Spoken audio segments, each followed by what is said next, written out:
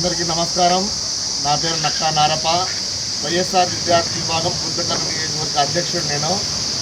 ముఖ్యంగా ఈరోజు ఇక్కడ పామిడి ఎంఈఓ కార్యాలయం దగ్గర ధర్నా కార్యక్రమం నిర్వహించి విలేకరుల సమావేశం నిర్వహించడానికి ముఖ్య కారణం ఏమంటే, మొన్ననే రాష్ట్ర ప్రభుత్వం తల్లికి వందనం అని ప్రతిష్టాత్మకంగా తీసుకొచ్చినటువంటి తల్లికి వందనంలో అర్హత ఉండి కూడా అమౌంట్ క్రియేట్ కానటువంటి పరిస్థితి ఈ జిల్లాలో నెలకొంది.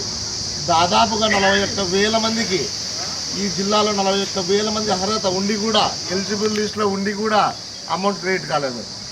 ఇదే విషయమై పామిడి మండలానికి సంబంధించిన దేవరపల్లి గ్రామానికి చెందినటువంటి నక్కా ఓబ్లేస్ పామిడి ఎంఈఓ కార్యాలయానికి వచ్చినాడు. తన ఇద్దరి కుమారులకి ఎలిజిబుల్ లిస్టులో ఉండి కూడా నక్కా హర్షవర్ధన్, నక్కా అభిరామ్ అనే విద్యార్థులకి నాకు ఎలిజిబుల్ ఉంది నా కుమారులకు ఇద్దరికి, అయినా నాకు అమౌంట్ క్రెడిట్ కాలేదనే విషయాన్ని సచివాలయము, స్కూలు అన్నీ తిరిగి చివరికి ఎంఈఓ కార్యాలయంలో ఏదో లాగిన్ ఉందంటే వచ్చినాడు. ఇక్కడికి వస్తే అక్కడ విధులు నిర్వహిస్తున్నటువంటి ఎంఈఓ ఇక్కడికి రావద్దు, ఇక్కడికి రాకూడదు అని భయభ్రాంతులకు గురి చేసి వాళ్ళందరినీ కూడా ఎన్నిక పంపించిన పరిస్థితి నెలకొంది.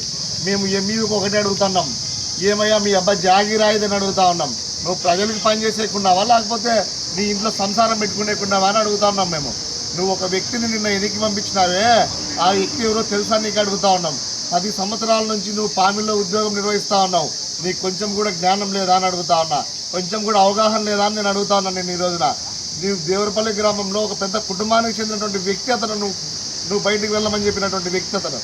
నువ్వు దేవరపల్లి గ్రామంలో ప్రభుత్వ పాఠశాల నెలకొల్పినటువంటి స్థలాన్ని దాత కుటుంబ సభ్యుడు అతను.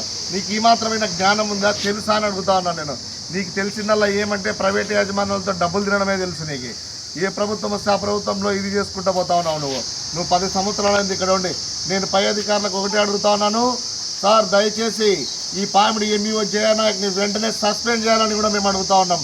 ఏమి నువ్వు పేద ప్రజలు నువ్వు ఆఫీస్కి రాకుండా ఉండాలంటే ఏం నీ అబ్బాయి జాగిరా అని అడుగుతా ఉన్నాను నేను. ఇది